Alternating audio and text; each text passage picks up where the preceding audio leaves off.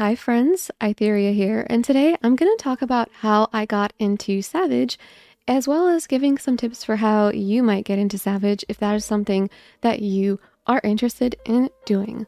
So for me, when I started this game, I immediately thought that the dungeons were boring, and I remember hoping that they would get better when I got to higher levels, but I really felt like they didn't.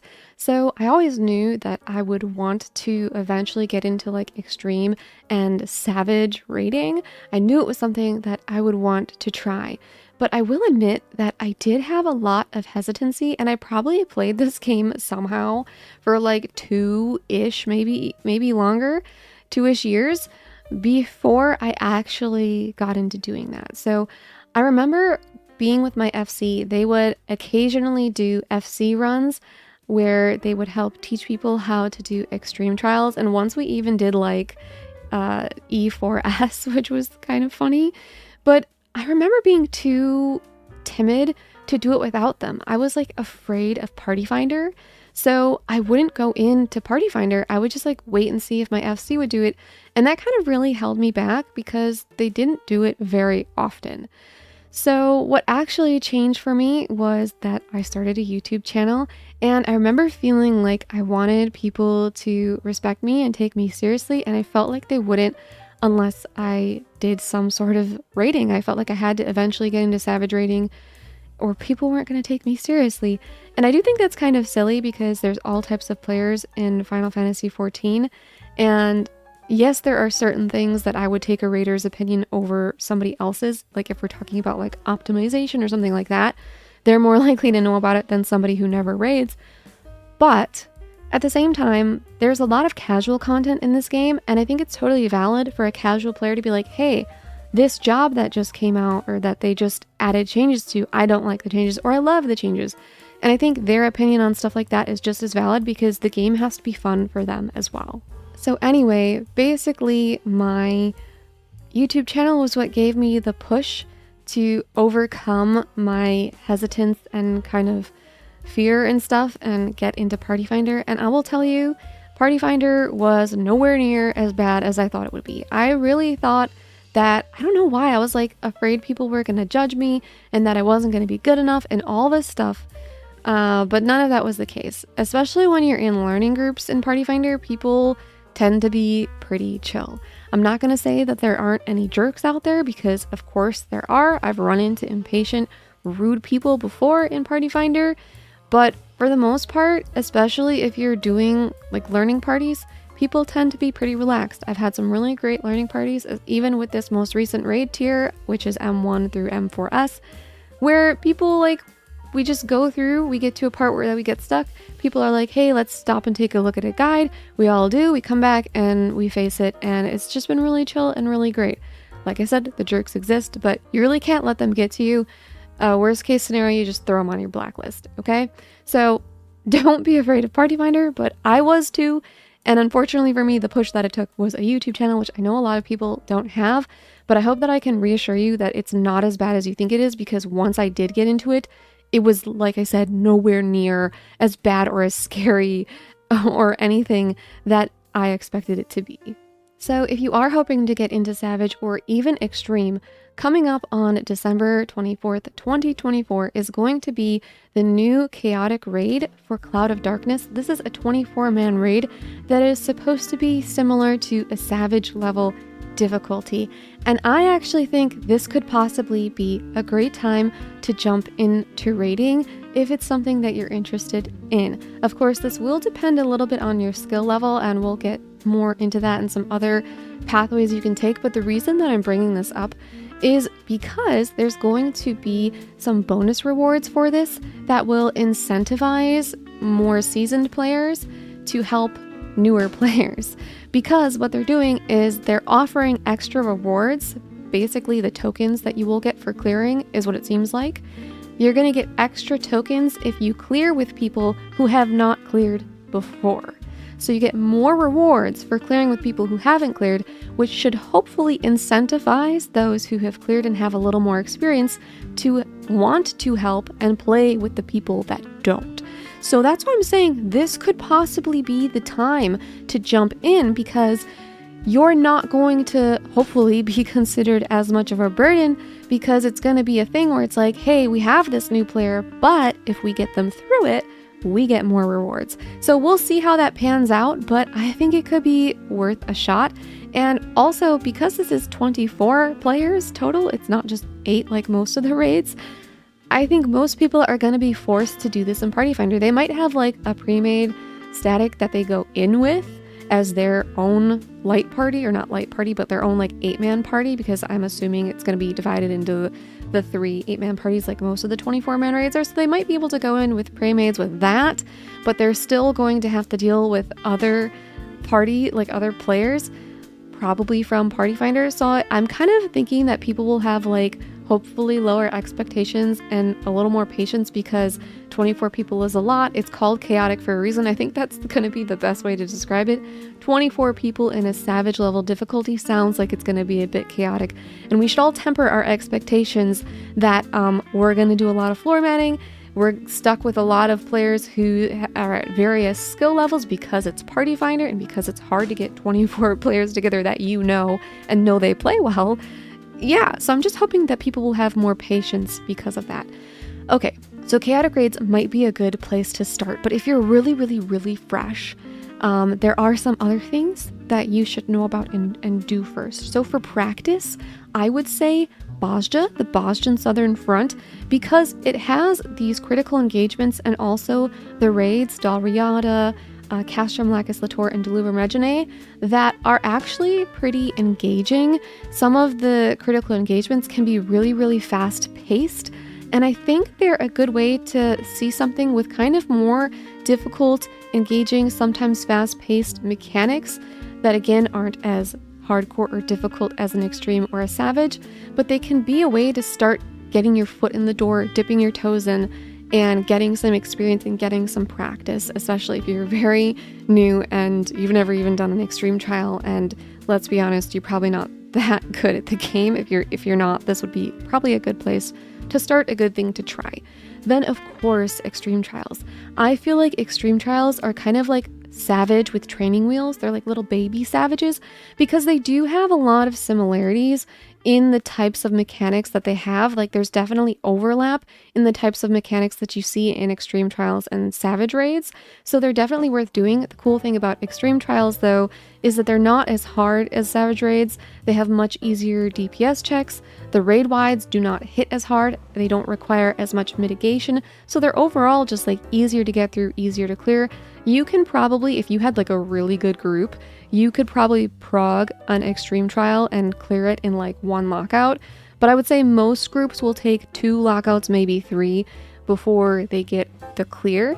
But that will be anywhere from like 1 sitting of like 3 hours of like progging slash, doing this extreme trial to your clear, to like a weekend. You can get it done like a weekend. Where a savage raid, obviously it depends on how sweaty or casual you're going at it. It depends on the pace that you personally prefer. But, savage raids can be anywhere from like 1 week if you're really sweaty, to like 4 months or even more if you're more casual. But I think for this recent tier, it took me 2 months in Party Finder, and I was doing it just whenever I felt like it. So this was definitely an easier tier. But when I did the tier for P8S, so it was 5 through 8S. That one took my group like 3 months, I think.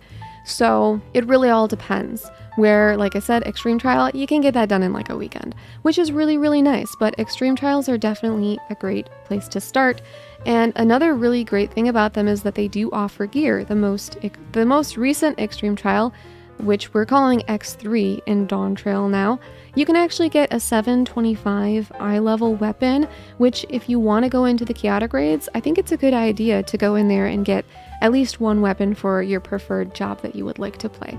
So whenever you're going to be doing especially savage raids, but even extreme trials, you really want to come prepared. You should have raid food and tinctures. Nobody really uses tinctures for extreme trials. You can if you want to, but most people don't. But you should have current raid food. So for me, as a healer, I've been using Milkekla, for example. So you want to look at the item level on that food and make sure that it is relevant, recent, and whatnot. And you can always check the balance to find information about everything I'm about to talk about, because it will help you know what you need to get in terms of gear, melds, and all of that stuff. But yes, next is that you should come with your gear fully melded. You don't necessarily need to be overmelded. If you are starting a Savage tier like week 1 right when it drops, it can be good to overmeld if you want to, but I'm going to be honest, I went into the M1 through M4S tier in like 710 gear that was not crafted. It was a mixture of 710 gear from the normal modes of M1 through M4 and also like a tombstone piece. And then I had some 710 accessories from the extreme trials, so I didn't even have really any crafted gear. So you can have a little bit of an edge if you go with crafted gear and you overmeld, but that costs money, and if you're new to raiding and you don't have that kind of money, then I would just suggest, getting whatever you can afford and melding it, to the best of your ability. There's several places that you can get materia from. You can get it from hunt trains. That's, in my opinion, the best way to get it, because it drops these clusters that you then exchange at an NPC for the materia of your choice.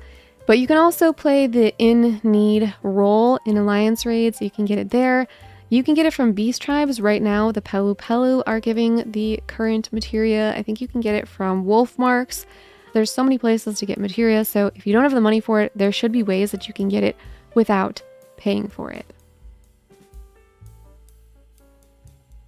So obviously you want to have your gear up to date best that you can. Like I said, if you're starting at a new tier, the best gear that's going to be around is usually going to be crafted gear or whatever is from the normal mode of the raids. But right now, if you're interested in going into the chaotic raids, I would say we don't know what the item level for it is going to be, but you should be at least 720 right now, because we have had this game, Dawn Trail for 4 months now, and you hopefully were capping your tombstones every week and getting tombstone gear that was 720. And now if you do Juno, or if you use sacks of nuts from hunt marks and hunt trains, you can actually buy the item that you need to augment your gear, except for your weapon. You cannot currently augment the weapon unless you go into Savage, but that's not necessary. You don't need to have the augmented weapon, but you should be able to get a few augmented pieces of tombstone gear, and if not, at the very least, you can get crafted gear and then buy the little rain item and exchange the crafted gear, the 710 crafted gear, and you give the NPC the rain and the 710 crafted gear, and then you get 720 crafted gear. So you can get a full set of 720, including the weapon, and then you'll be fully 720. And I think that should be hopefully a good place to start for the chaotic raid. Also, the third extreme trial, as I mentioned earlier, is dropping 725 level item level weapons. So if you want to get one of those, that's a great idea, especially because if you haven't done any endgame content, that's a really good place to start. Hop into the third extreme trial, learn that, get some practice in there. You can practice the other stuff I'm about to talk about next, and hopefully get yourself a weapon. So what you can practice while you're in that extreme trial is your job's opener, rotation, and burst. So these have to do with dealing damage, and you want to be as good at that as you can be. You don't have to be perfect, but you want to try your best, because, the more damage you have, the more likely you are to clear a Savage fight, because there is usually a DPS check, which means that if you don't do enough damage, the boss will just enrage and kill you. So you have to do enough damage to kill the boss before the boss kills you. So the opener is what happens at the very beginning of the fight when the boss is first pulled, and your rotation is what you'll do throughout the fight. And then the burst is a burst window that happens every 2 minutes, where every single job, well, almost every job in the game, will have different buffs that they can give to the party, debuffs that they give to the boss. Like Scholar has one that increases the amount of crits that the boss takes, and that it goes on the boss. So every 2 minutes those are up, And it's called the burst window because it means that everyone's strongest skills and buffs are available all at the same time. So together as a group, you can push your DPS within that window that happens every 2 minutes. So you do want to know what your particular skill rotation for your burst is so that you can maximize your damage during that window and really contribute to your group and their DPS. Again, you don't have to be perfect. I'm definitely not perfect. I'm a gray parser, baby. Like, I fucking suck. But, do your best. And a lot of times, because I actually have some friends who, they really don't like specific things about their opener, their burst, or their rotation, because maybe it feels a little too busy. Maybe it feels like they're just constantly moving their fingers and it just feels bad. So they edit it a little bit. But if you can be mostly optimal, that is, great. So yes, for all of this, you can check the balance Discord. It will help you learn about your rotation and your burst. There's also a lot of different creators on YouTube, but I think it's Kitsuchaiji. I don't know how to say their name. They have a lot of really great videos, so I would say check them out as well. So overall, coming prepared means that all of these things I've just talked about, you've got them down. So you're showing up to raid with your food, with your tinctures, with your gear melded, in gear that is a high enough item level, and you also are showing up on time if you are with a pre-made. Don't be late. And also, it's really annoying if you are working with a pre-made static that if you come like on time, right, but then you still have to like meld your gear or something, so your group has to wait for you, or you have to, oh no, I forgot to buy food. So try coming prepared, fully prepared, and honestly, just 10 minutes, if you log in just 10 minutes before your group is scheduled to raid, that usually gives you enough time to get any stray melds in, or to get, extra food or tinctures if you're running low. So, and another thing to note is if you are playing a healer, I would also recommend that you have mana potions, ether potions, because there will be times, especially during prog, that you get up from being dead. Popping one of those is a huge help, especially if your lucid dreaming ends up being on cooldown. Oh my god, super annoying. So definitely have those with you as well. But I think that is pretty much everything I have to say about the subject of, how I got into Savage and how you might get into Savage. Obviously, if you're really, really fresh to this, I would definitely recommend maybe not jumping right into Savage, but starting with things like Bozja or Extreme Trials. And just overall, don't be afraid, don't be afraid to be new. Don't be afraid of Party Finder. A lot of people are a lot nicer than you think. And if you are someone in Party Finder, I really ask that you have patience. When you go into Party Finder, you are rolling the dice. And if you really don't vibe with the group or you want to go at a faster pace, that's fine. Don't be rude. Just leave quietly and find another group, because I do think it's really sad when we as more seasoned players become impatient, complain, or act like jerks, because there are a lot of people that are trying to get into this and we really put them off. I know I made a video complaining about Party Finder and I had somebody comment on there talking about how they were new to Savage and they were doing it in Party Finder, and like my video kind of made them feel bad, and honestly I felt bad about that, because I don't want to be the person that is like making people feel like they have nowhere to try to like become decent at raiding. And Party Finder is really the place that a lot of newer players are going to end up sometimes, because it's like, where else are they going to practice? Like, yes, they might be able to find a casual static, but depending on how things pan out, like, Party Finder is the place that accepts anyone and everyone, and we all just have to understand that. So hopefully we can have, a little bit more patience, but at the very least, just be kind, okay? Just don't be a dick, okay? Just don't be a jerk.